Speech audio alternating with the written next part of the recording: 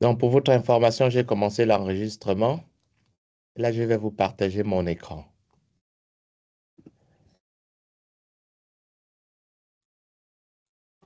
Vous voyez mon écran? Oui, monsieur. OK, très bien. All right. Donc, nous étions en train de rentrer dans la discussion au niveau des cellules de l'immunité innée. Alors, évidemment, puisqu'on est dans les mucus, on va se concentrer dans la région du MALT et du GALT.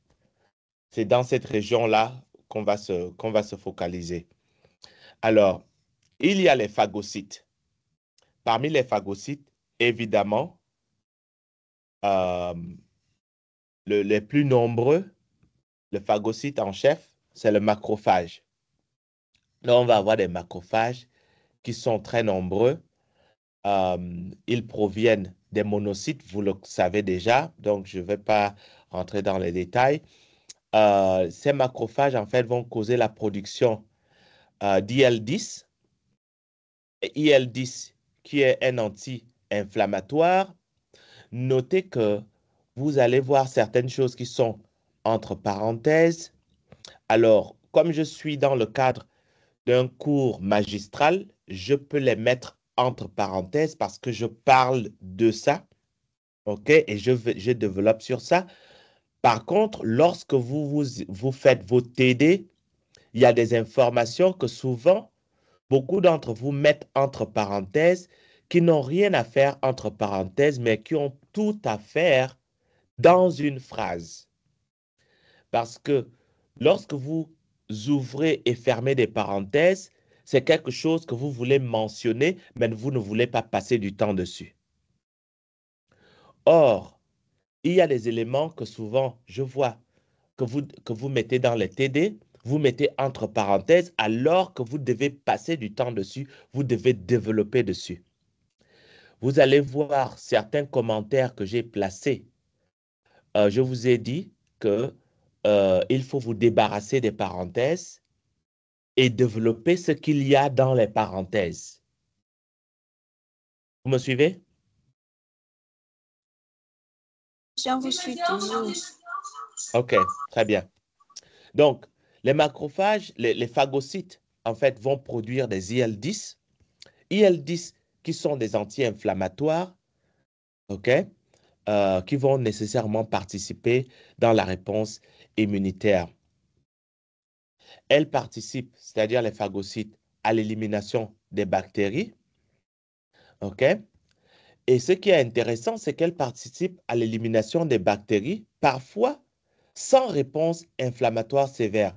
Ce qui veut dire que vous pouvez très bien avoir des phagocytes qui vont faire un travail sans que vous ne sachiez jamais que vous êtes rentré en contact avec ces agents infectieux. En fait, vous pouvez remercier votre corps parce que la plupart du temps, vous n'avez pas des inflammations. La majorité de votre vie, vous n'avez pas des inflammations. Et pourquoi? Parce que les phagocytes sont capables de faire ce travail sans nécessairement causer l'induction d'une réponse inflammatoire sévère. Du coup, vous ne savez même pas que vous êtes en train de, que votre corps est en train de faire un travail et ça se passe comme ça. C'est en réalité lorsque le système est overwhelmed, lorsque le système est dépassé, que vous commencez à sentir que j'ai l'impression que j'ai quelque chose. J'ai l'impression que je vais être malade. J'ai l'impression que je suis en train d'être malade. OK? Donc, s'il y a une infection, à ce moment-là, vous allez avoir euh, une, euh, un recrutement, une migration de beaucoup de phagocytes. OK? Ces phagocytes dérivent des monocytes monocytes qui vont en fait produire des interférons alpha et des interleukines 1 bêta, ces interférons alpha et interleukine 1 bêta vont recruter d'autres cellules immunitaires d'une part, mais aussi causer l'activation de ces cellules immunitaires. Au-delà des phagocytes, les macrophages ne sont pas les seuls. Bien entendu, vous avez les cellules dendritiques, OK? Il y a des ILC. Les ILC, on les appelle encore innate lymphoid cells, OK? Ces cellules ne sont pas très nombreuses. Elles représentent à peu près 1 à 2% des cellules qui viennent des cellules hématopoïétiques, qui sont des dérivés des cellules hématopoïétiques et qui, en fait, passent beaucoup de leur temps, si ce n'est le plus clair de leur temps, dans l'intestin. OK? Ces cellules ont pour rôle d'initier, mais aussi d'orienter la réponse immunitaire intestinale. Je vais répéter ça. Les ILC sont là pour, d'une part, initier, mais aussi d'orienter la réponse immunitaire intestinale. Okay? Bien entendu, parce qu'on est dans l'intestin, on sera dans la première ligne de défense. D'accord?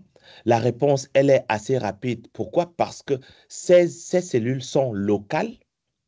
Elles n'ont pas besoin d'être recrutées, même si dans certains cas, elles sont recrutées, mais elles sont locales dans les plaques de Peyer's.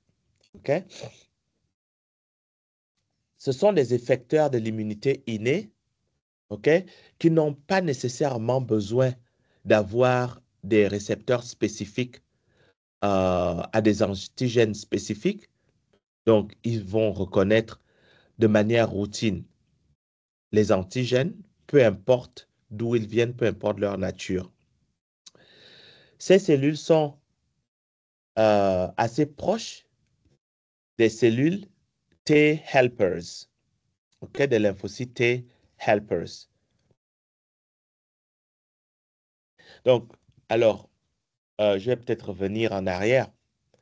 Les cellules T helpers, à quoi servent les TH?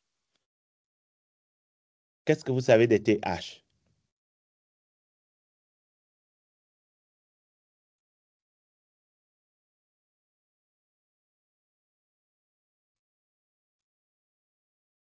Quelqu'un?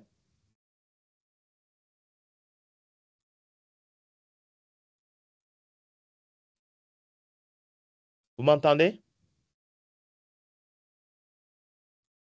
Oui, monsieur, on vous entend. OK, Elles sert c'est à coordonner la réponse immunitaire. qu'est-ce que vous savez des TH au niveau de leur fonction? Monsieur, elles servent à coordonner la réponse immunitaire. Très bien, elles servent à coordonner la réponse immunitaire. De la même manière, ces cellules, grâce à leur rôle, elles vont participer d'une part à initier, mais aussi à orienter la réponse immunitaire intestinale. Donc, elles vont jouer un rôle très important dans la coordination de la réponse immunitaire. Très bien. Alors, au niveau des ILC, il y a 3 types d'ILC. Je veux que vous vous en souveniez. Le type 1, ce sont purement et simplement les cellules tueuses, natural killer cells. OK? Ça, c'est le type 1. Le type 2 sont des cellules qui vont jouer un rôle dans la production d'interleukines, notamment l'interleukine 13, l'interleukine 15 et l'interleukine 4. Non, interleukine 13, 5 et 4. D'accord? Ces interleukines 13, 5 et 4 vont induire une réponse immunitaire qui sera similaire à celle induite par les TH2. OK? Donc, la réponse immunitaire induite par ces ILC de type 2 va permettre d'affûter les armes ou de combattre les parasites intestinaux, mais aussi d'induire une réaction inflammatoire, OK, ou une réaction d'allergie dans les voies respiratoires. Le troisième type de cellules, ce sont les ILC de type 3. Ces ILC de type 3 vont exprimer un certain nombre de facteurs, y compris les facteurs transcriptionnels ROR gamma T. Au-delà des facteurs transcriptionnels ROR gamma T, vous avez également la production des récepteurs aux IL-23. OK? Vous avez, avec ces facteurs transcriptionnels ROR gamma T et les récepteurs, vous allez avoir une induction dans la sécrétion des IL-17 et des IL-22. Alors, ces IL-17 et IL-22, interleukine 17, interleukine 22, jouent un rôle très important dans le recrutement et l'activation des cellules du système immunitaire pour une réponse adaptative. OK? Pour une réponse adaptative. Donc, au niveau du stade fœtal, on trouve ces cellules principalement dans les nœuds lymphoïdes périphériques. À la naissance, on trouve ces cellules dans les régions entériques où on va avoir les entérobactéries pathogènes et aussi la flore commensale. Donc, ces cellules vont être impliquées dans le contrôle de la flore entérique, y compris la flore normale et les pathogènes au niveau entérique. Donc, je vous parlais en début de ce chapitre de l'évolution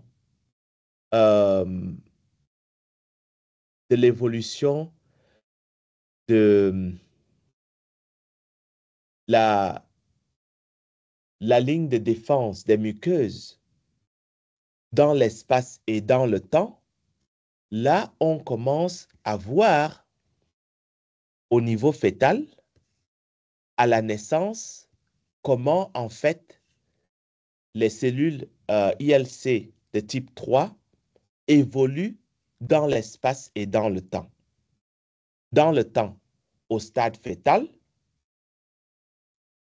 et à la naissance, ne serait-ce que pour cela, pour l'instant, et dans l'espace, au niveau des nœuds lymphoïdes périphériques au stade fœtal et au niveau de la lutte contre les bactéries entériques qui sont pathogènes et aussi le contrôle de la flore normale à la naissance. Donc, vous voyez qu'on a deux dimensions ici, dans l'espace et dans le temps. OK? Vous me suivez?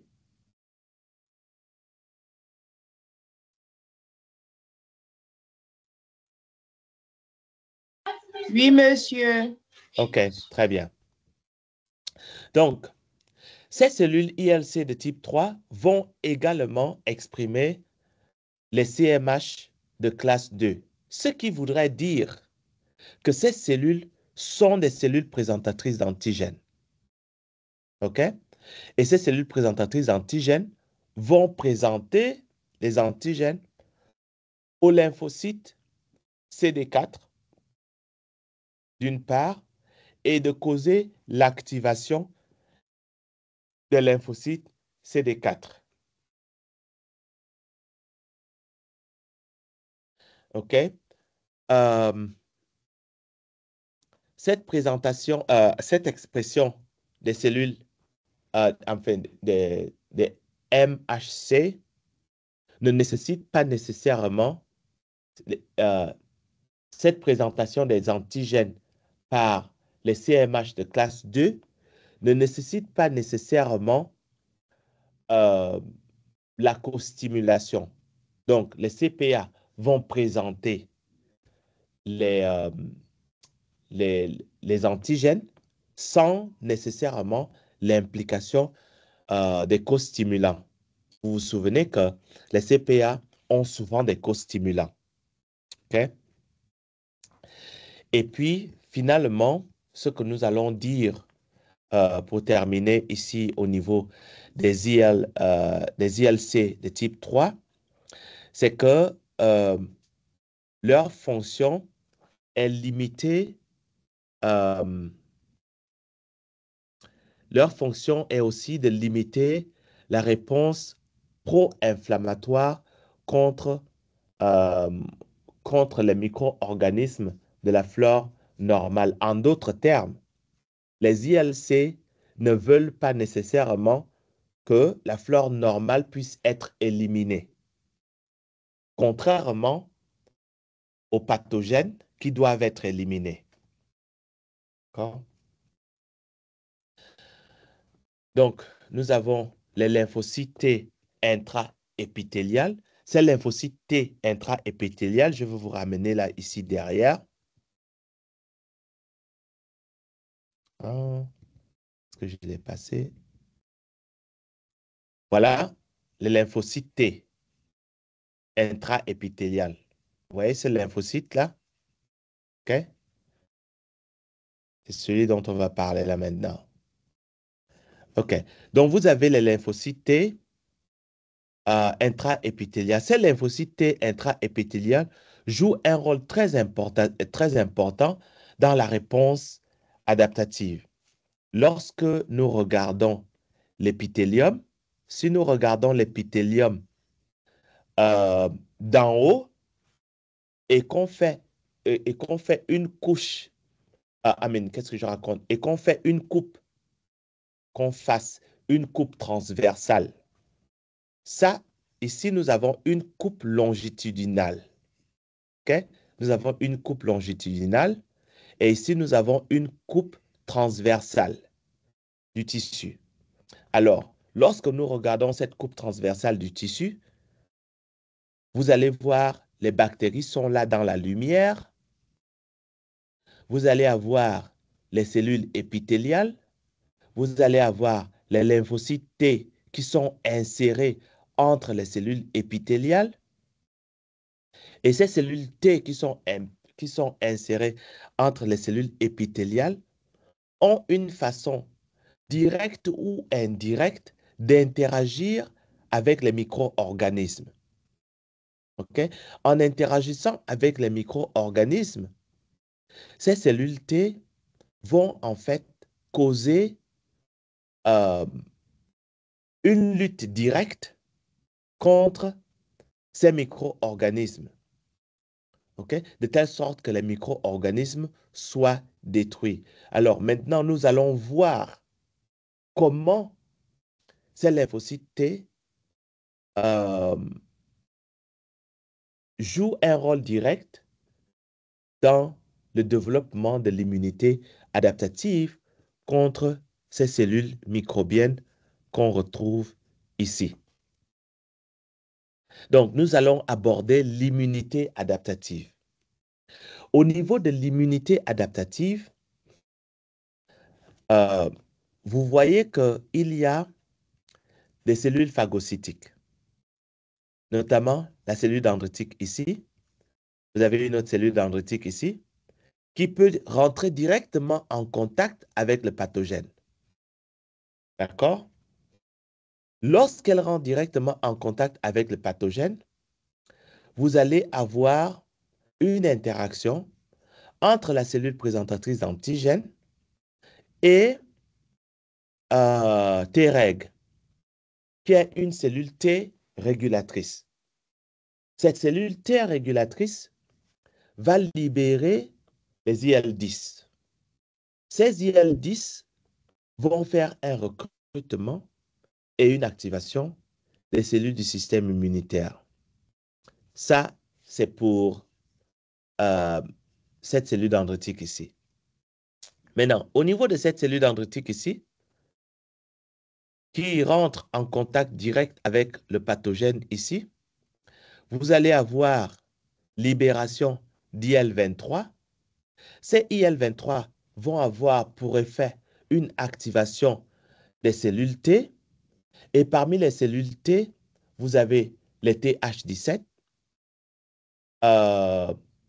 vous avez les ILC3, vous avez les lymphocytes T gamma delta. Alors, ces cellules T, de manière générale, vont produire, après activation par IL-23, vont produire des IL-17 et IL-22. Ces IL-17 et IL-22 vont activer ou stimuler les cellules épithéliales pour qu'elles, à leur tour, libèrent des chimiokines. De la même manière, vous allez avoir des IL-17 et IL-22 qui vont activer les cellules de Paneth. Ces cellules de Paneth qu'on retrouve dans la région intestinale ici vont en fait produire les peptides antimicrobiens. OK? En d'autres termes, les IL-17 et 22 vont causer la stimulation de la production des peptides antimicrobiens. OK? Vous avez également que les chimiokines qui sont produites par les cellules épithéliales vont stimuler les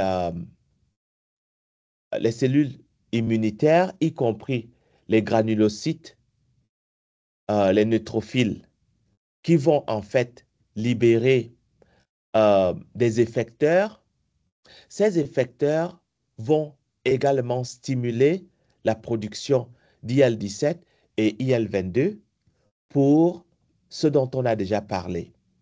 Alors, les macrophages, eux, vont, après avoir capturé les antigènes, présenter ces antigènes, d'une part, et eux aussi de libérer les IL-1, bêta, IL-23 et TNF. Ces TNF, IL-1 et IL-23 vont activer les TH17. Ces TH17, eux-mêmes vont produire des IL-17 et IL-22. Alors, vous voyez, c'est très complexe entre les cellules dendritiques, les macrophages, les granulocytes, neutrophiles, OK? Vous avez toute une panoplie d'interactions et de communication qui vont, à la fin de la journée, induire une réponse adaptative grâce à toutes ces cellules ici que vous voyez, OK? Et les Treg ici. Donc, et tout ça là, c'est au niveau intestinal et vous comprenez pourquoi la majorité du temps, même si vous avez des pathogènes ici, en réalité, vous arrivez à combattre ces pathogènes avant qu'ils ne deviennent un problème parce que vous avez toute cette machinerie capable d'attaquer les pathogènes sans que vous ne soyez, vous ne tombiez malade, complètement malade. All right. Maintenant, qu'en est-il de la réponse humorale? Au niveau de la réponse humorale, ce qui va se passer, c'est que vous avez les cellules dendritiques ici qui vont présenter les antigènes grâce au CMH de type 2. Alors, présentation d'antigènes va causer l'activation des lymphocytes T de type 4, donc les CD4. Ces CD4 vont ensuite activer les lymphocytes B. Ces lymphocytes B vont se multiplier par expansion clonale, vont se différencier en plasmocytes, et ces plasmocytes-là vont produire des immunoglobulines. Okay? Au niveau des ganglions, il y aura libération des cellules B qui vont venir participer, en fait, à la production des anticorps, y compris des IgA. Les cellules B vont circuler, OK, et éventuellement produire les IgA qui vont être libérés ici. Maintenant, cette libération d'IgA, ou du moins, je vais revenir en arrière, lorsqu'elle rentre en circulation, les cellules B, ces cellules B vont être activées par les TH2 grâce à la libération des IL-6. Ces IL-6 vont stimuler l'activation, la différenciation du moins, des cellules B avec des récepteurs BCR bien spécifiques qui auraient reconnu un antigène bien spécifique. Donc, ce B avec les BCR va se différencier en plasmocytes. Ces plasmocytes-là vont produire des IgA et ces IgA sont des dimères. Les BCR ici sont des monomères, mais les IgA sont des dimères. Voici un monomère, voici un autre monomère.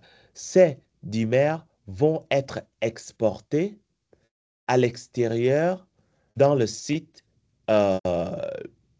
muqueux pour qu'il y ait reconnaissance des agents étrangers. Donc, ça, c'est la réponse humorale. J'espère que c'est clair ce que j'ai expliqué. Pour finir cette présentation, nous allons finir avec une question. Je vais vous demander de discuter le développement du MALT chez l'humain du stade fœtal au stage adulte. Comment le MALT évolue-t-il avec l'âge et le style de vie? Donc, la deuxième question, qui est comment le MALT évolue-t-il avec l'âge et le style de vie, ça vous donne plus un moyen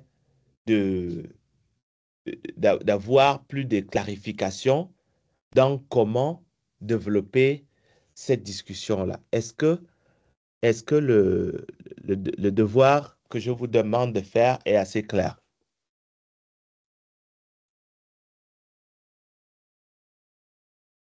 Rendre. Oui, monsieur. OK, très bien. Donc, demain, lorsque nous allons nous rencontrer, vous allez me dire ce que vous avez appris de l'évolution du MALT avec l'âge chez l'être humain. Aussi, je voudrais vous dire que demain, alors je vais peut-être arrêter déjà la conversation ici. Je vais arrêter d'enregistrer. D'abord. Comment le mal n'est pas Évolue-t-il avec le temps? Bon, avec